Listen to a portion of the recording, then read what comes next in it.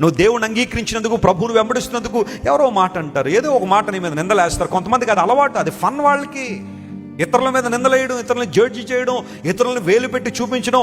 Blaming others is very easiest thing in the world. ఇతరులను blame చేయడం అంత easy ప్రపంచంలో మరొకటి లేదన్నాడు ఒక ఆయన. Some people they always blame others. ఎప్పుడు ఇతరుల తప్పులే, ఎవరికి వారు బ్లేమ్ చేసుకోవాలని ఆలోచన కొంతమందికి ఉండదు. అలా అయ్యుంటే సమాజం చాలా బాగుండేదేమో. We always focus on what the others, we always focus on some other people.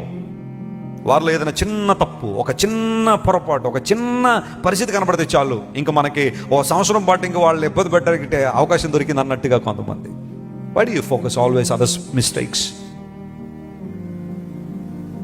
లేఖనం సెలవిస్తూ ఉంది, ఎవరైనా ప్రేమతో తప్పుదారిలో ఉంటే వారిని సరిచేయద్దని నేను సరిచేయడం తప్పు నేను అంటలేదు, సరిచేయాలి. కానీ ఎప్పుడు కూడా బ్లేమింగ్ అదర్స్ అనే మోడ్లో నువ్వు ఉంటే నువ్వు ఏనాడు దీవెన పొందలేవు, ఏనాడు ఆశీర్వాదం పొందలేవు.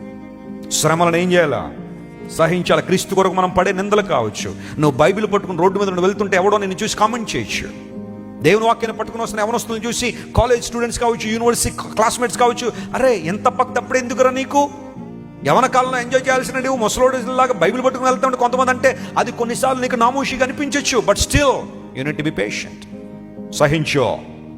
ప్రభువు కొరకు నువ్వు పడే ప్రతి నింద, ప్రతి అవమానము నీకు ఆశీర్వాదమే. నమ్మిన వారు స్తోత్రం చెప్పండి. హల్లెలూయా.